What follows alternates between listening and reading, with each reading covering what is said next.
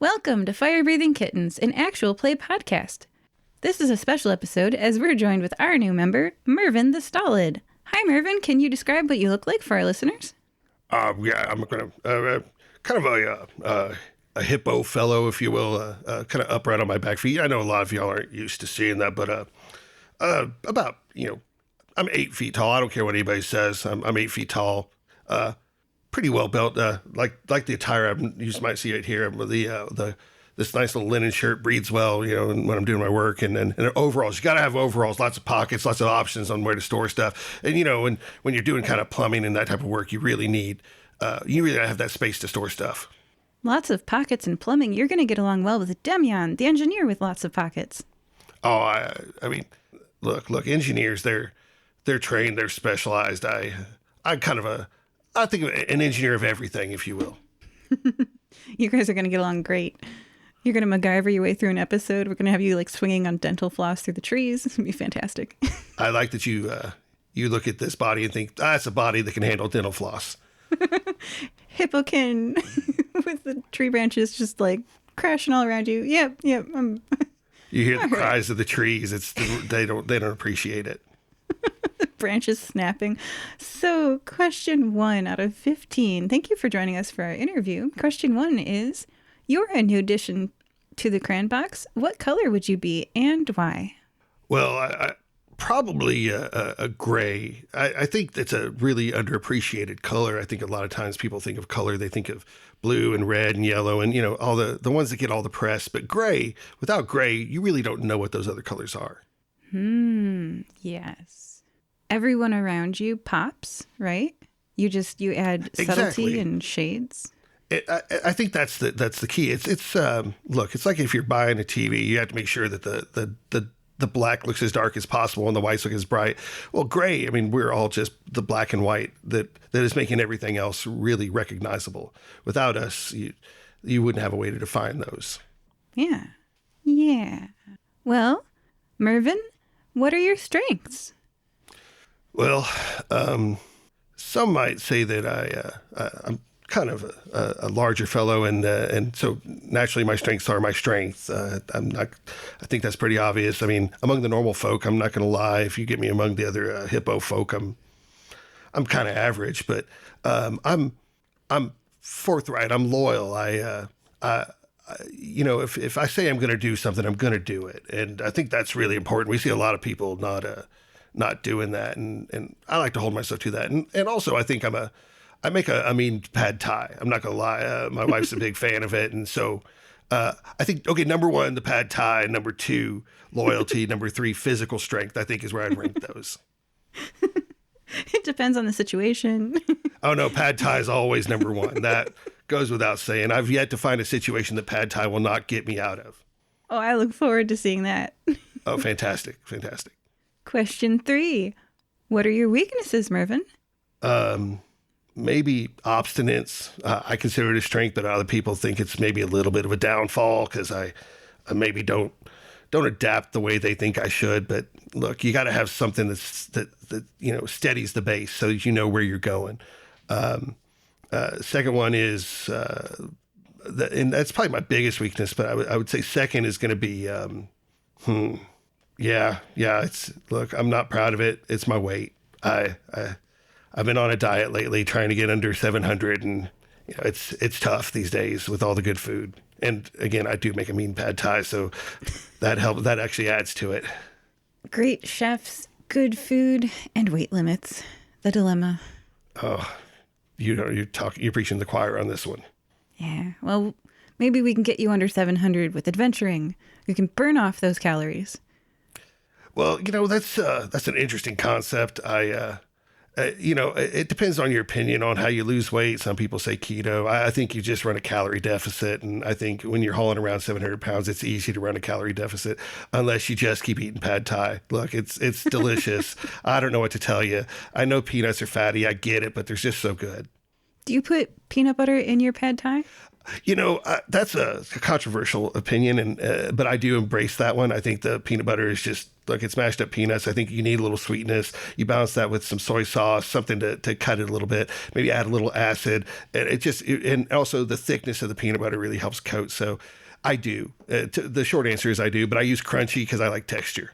Yes. Okay, well, I mean, the pad thai sounds very good. Thank you.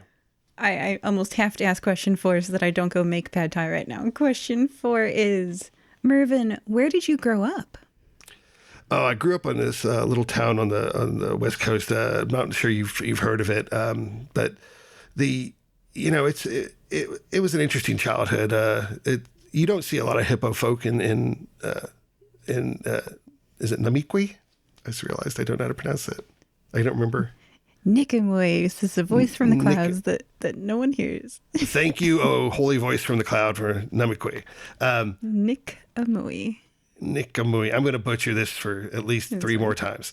But you don't see a lot of hippo folk in this area, and that's part of why I came here. Growing up with in my family, there's a lot of strong personalities that maybe I didn't mesh with, and this seemed like a better option. So moved as far away as I could get on really to find a nice, happy living, and that brought me here. I get that, yeah. I mean, where you grow up is not where you have to stay. Oh, you, again, preaching choir, that whole thing again. Question 5 is, why did you want to join the Fire-Breathing Kittens Guild? Well, it first came out from my superintendent. I help him out around the building for a discount, do the plumbing that we need in some of the apartments. And he just wasn't keeping me as busy as I'd like. So just to kind of fill some time, look, I like some peace and quiet, but there's only so much a man can take of that. And sometimes I just got to get out of the place. And look, I'm not saying anything bad about my wife. She's a lovely woman.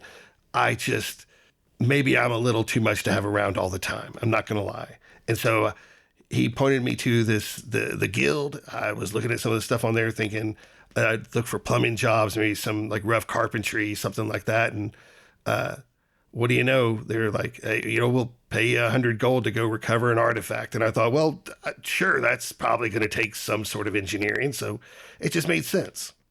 Yeah, it's a great fit.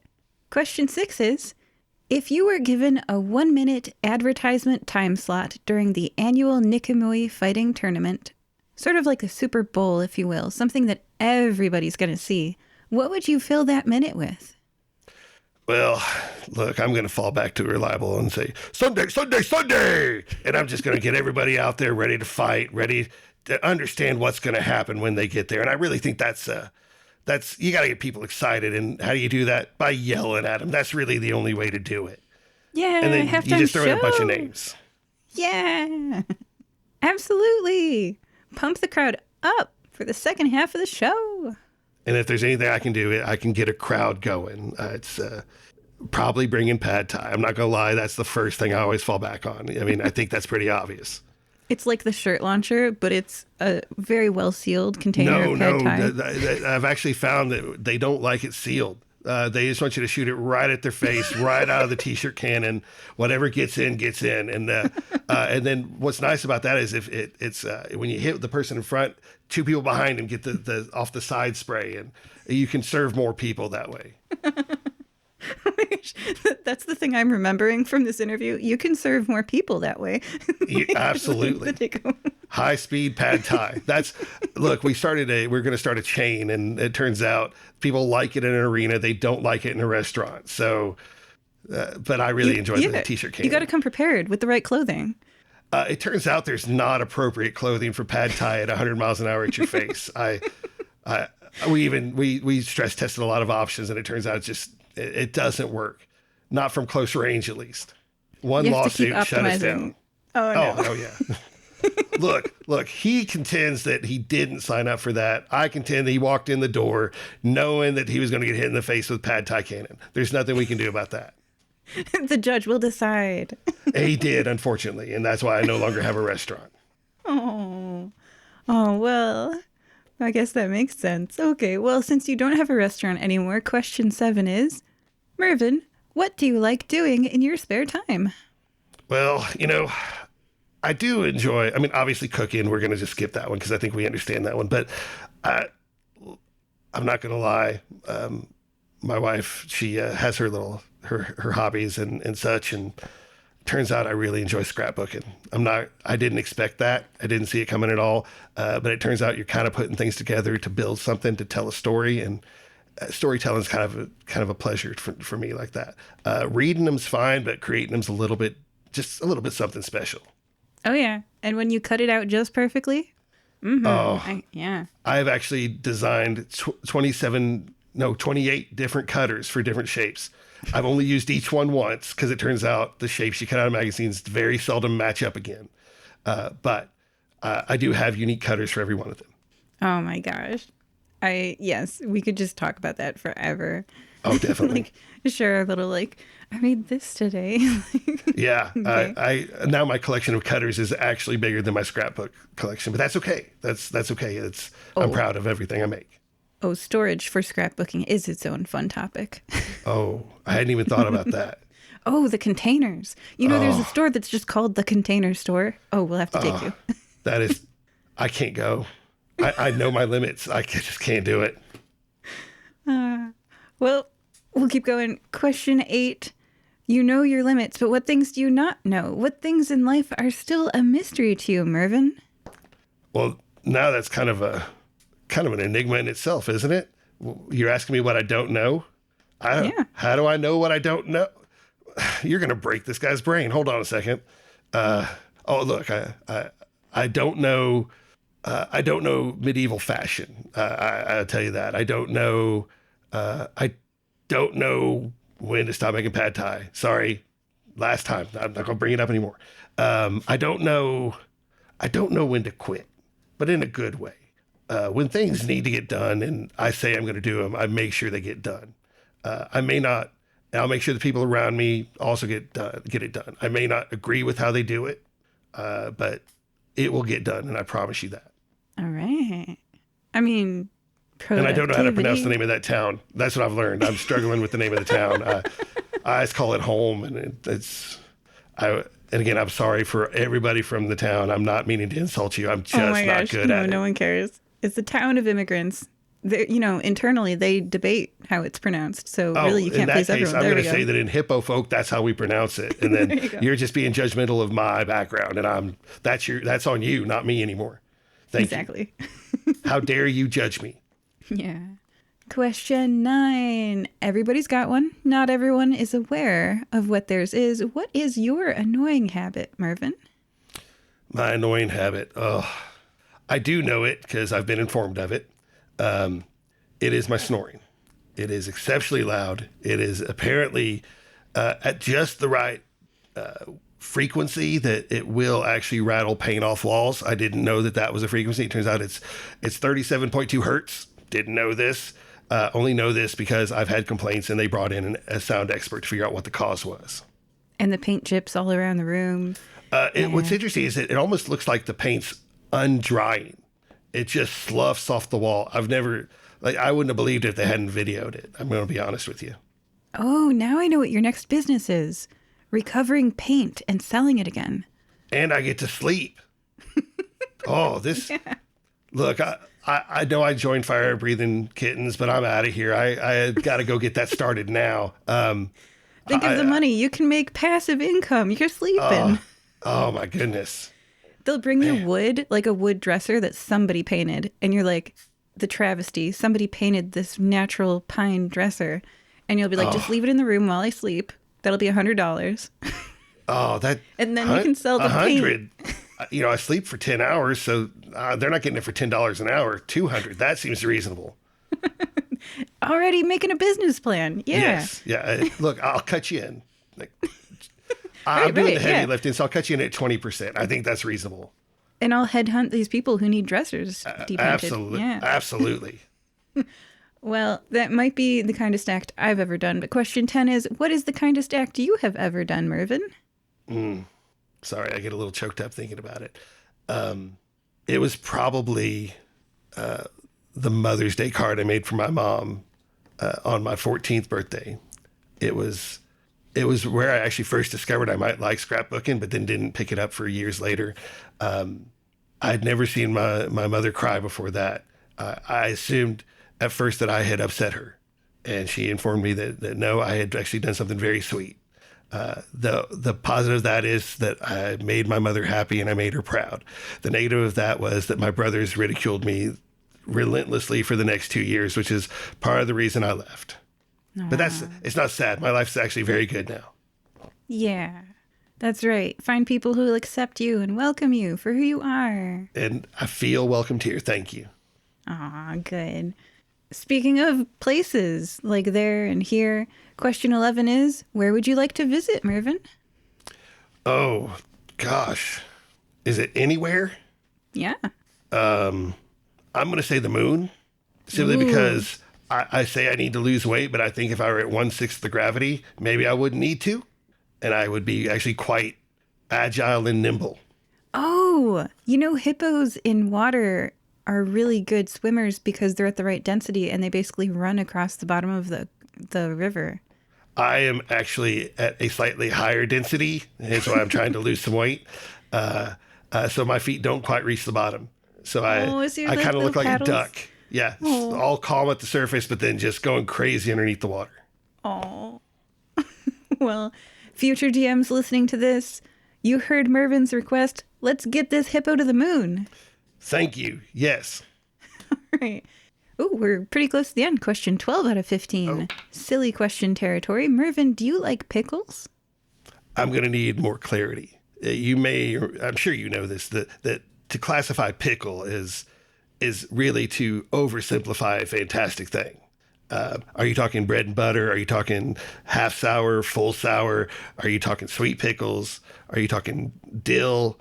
You may be talking pickled okra. I don't know. Okay, let's throw one out there. Glass jar, super small, name brand, possibly imported from a local farm, pickled beet. Look, I probably made that more complicated than I need to. I actually like all things pickled. I'm not going to lie. They're delicious. I'm sorry. Sometimes I want to try to sound smart. That's on me. That's okay. If I had those pickles, I would share them with you. They're delicious. Oh, I could go for a pickle. Not on pad thai. Don't put it on pad thai. They made that mistake once. You only make that once. It turns out that's not a combination that works. Maybe like pickled bamboo. Oh, or hearts of palm. Pickled hearts of palm. Hearts of palm would work. It's crunchy too. Yeah. It is. That's quite nice. Yeah. A penguin walks through that door right now wearing a sombrero. What does it say and why is it here? Oh, this happened to me once. Holiday, Mexico, a little too much tequila. He probably says, hey, you didn't close your bar tab. You need to get back over here and close it. And please apologize to what you did to the penguin. And I didn't mean to. The sombrero fell off his head. I was trying to get it back on him. I didn't realize that I had gotten it lodged there so significantly so. And he probably, therefore, is going to say something very unpleasant about me, and rightly so. I'm not going to question him. And I would apologize immediately to him. Yeah, well, you can fix most problems in a bar by buying everyone around, maybe. Order him some tacos. Oh, tacos. Yeah. Man. Now I'm going to have to eat something. All this talk of food. We just keep talking about food. I know. Well, hopefully it worked out all right with you and the penguin. If not, maybe this is your arch nemesis in a future episode. We'll find out. Well, and if he tries anything, I've got everyone's back. Because I've dealt with him before. I can deal with him again. Just push the sombrero on the penguin. It turns out really firmly. Yeah. It's penguin heads are not designed for sombreros. So it turns out once you get past a certain point, you kind of catch the edge of the beak. It's not coming off, like not without cutting it off, or if jaw's alive, or something. The problem's cause is also its solution sometimes. Absolutely. Turns out squeezing the penguin doesn't get the sombrero off, just so you know. Question 14. Mervon, what would you like remembered about you? I'm going to say I want to be remembered for taking care of people. I think that's something that's maybe lacking a little bit nowadays. And just, I want the people around me when I'm gone to, know that I did everything I could to help them. Yeah. Well, let's see if people think that. Let's find out. You have the Oh, right chance now? to give that Is this- impression. No. In an Oh, upcoming I was like, is adventure. this like a, hey, this is your life? And they're going to bring people out. And I was like, I'm not prepared for this at all. Okay. Emotionally, physically, whatever. No. We will see in the upcoming season. Question Yay. 15, very last question. What is one message you would give to your fans? Biggest message to my fans is simply going to be this. You can be anything you want to be, except for a penguin and a sombrero. You can't be that. That's already taken. But anything else you can be. You heard it here, folks. What was the pad thai line? Gets it faster to everybody? Yeah, if you shoot one guy in the face, it'll feed the who behind him, so it gets everything there faster. You can feed more people with loose pad thai. That's what it comes down to. Well, Mervon, we'll see you in an upcoming adventure. Fantastic. Goodbye. Bye.